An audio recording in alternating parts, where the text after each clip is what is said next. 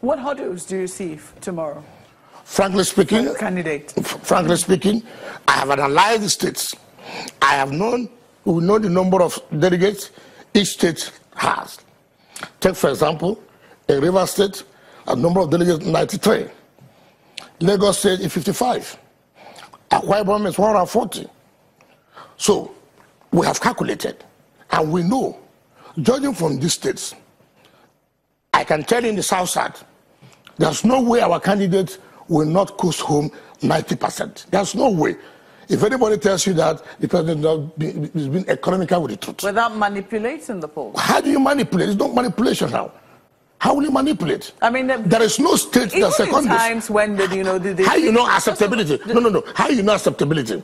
If you have 36 states, there are some aspirants who may not get votes in some states, but there's no state that secondus will not have votes.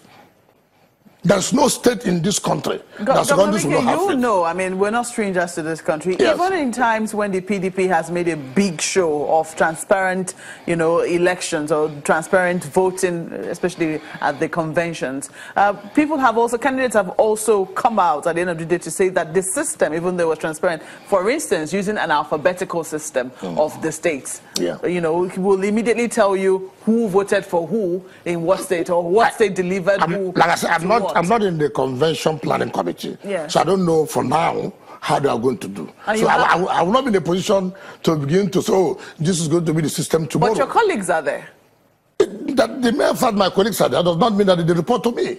They don't need to report to me. Doesn't it mean that you get some expo? Oh, come on. Every aspirant nominated people into the committees. So what expo? The point is, I can tell you, you cannot become a coordinator of secondus if you're not a delegate. All the coordinators of secondus are delegates. Some of these aspirants that are coordinators are not delegates. So how do they vote the delegates? Governor Wike, if I may come in here, the question I'd like to ask is, how much of influence do you, the governors, have on your delegate? Can you sway their votes? Sorry? How much of influence do the governors have on the delegates? Can the governors sway the votes of the delegates? In their state? Yes. Now, you should understand that there are leaders in each state. And the leaders will always discuss how they are going to vote. This delegates election. And do not deceive yourself that there's no system you can say that will be perfect. In our state today, our party has taken a position that they are going to vote for secondus. So it has nothing to do with influence of the governor. In so many states, they have taken position whom they are going to vote for. And that is why it says delegates election is a targeted group. You must know those who are influential to be able to vote those delegates. You cannot talk about winning delegates election when your coordinators are not delegates themselves. So how would they vote the delegates? How would they know what will be happening? So if I may come in here, so if you're going to the convention tomorrow, and of your 93 delegates, let's just say about 40 of them decide to vote another candidate, would there be no consequences? Would they still be part of the PDP in Rivers State? Why not? But I do know that we love ourselves to the point that we know the man has the capacity to rebuild PDP. And we have taken it. If you have 2 days ago, the party came out, all the delegates came out to say, look, we are going to vote for a particular candidate, and that candidate is this. If you go and vote for different candidates, nobody's going to sanction you. Nobody will sanction you. But the point I'm making, I'm very hopeful. I'm just not talking because I'm a governor. I'm talking because I'm part of the campaign team of Uche Secondus, and I have no regret about it because I'm a delegate. I'm entitled to support. The mere fact I'm a governor does not stop me from supporting a candidate. I mean, an aspirant. And I do know the work the campaign team have done. You see, some people may show television show, some people go to newspapers, tell some editors, look, put this in the front page so that will sway. I've read so many things. They say we can Jonathan quarrel. They say this and this. Those things are not true. They are not true. You hear this, that IBP and Jonathan and governor disagree. Disagree on what? Disagree on what? Or pressure is on Wike to stop Secondus. No such thing exists. And when we pick up these papers... We're not privy to the meeting. No, but you see, this... How do we know that's not true? We know that you met with these leaders. With all due respect, when I read Nation, I laugh. And you know where it is coming from. Okay, but we're reading The Guardian this morning. Yeah. IBB Jonathan wade into Southwest PDP discord. It looks like they're looking for a consensus candidate from the Southwest for the PDP. It is not correct. That is not correct. These are news planted. I can tell you that. Fake news. Yeah. Are you alleging fake news? Well, I don't want to use the word, but most of these things are planted. You see, the way in Nigeria, you see, people cannot come up to say, look, I've lost this battle. I'm a loyal party member. I'll go ahead with the party. And we must have that spirit of sportsmanship, not giving complaints every time. As far as we are concerned, you have had the speakers of the State Assembly, whom they have adopted. What is National Assembly talking about? Whom are they going for?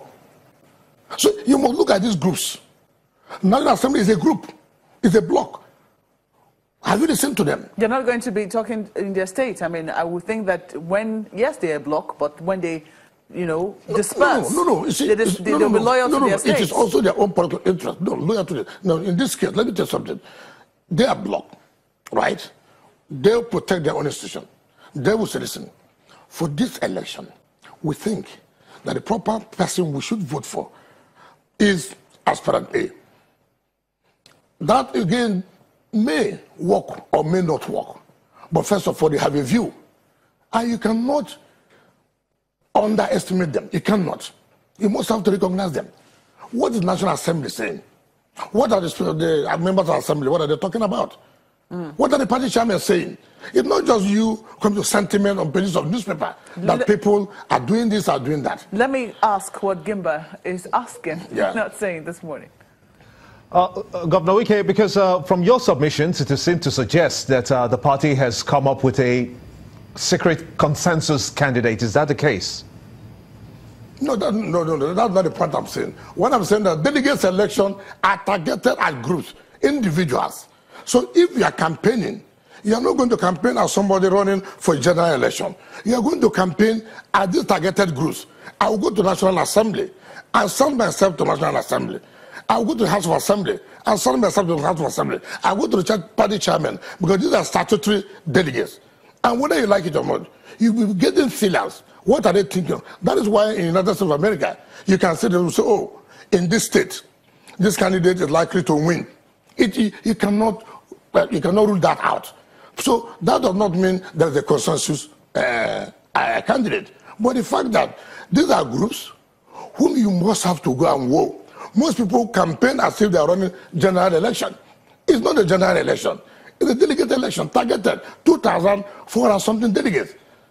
So when you see people with all kinds of drum, you see them on television, you see, our system here, we have not gotten to that level. What we do is to look at each state. Who is influential here that could influence these delegates, that could help us to ward these delegates? Whether they like it or not, there are people who are influential in their various states. Governors are only in 11 states. You see about 25 states that are not governors. There are influential people there. There are former governors. There are former ministers. You must have to go and ward these people. What are they talking about? Are they listening to your to whatever you want to say to them?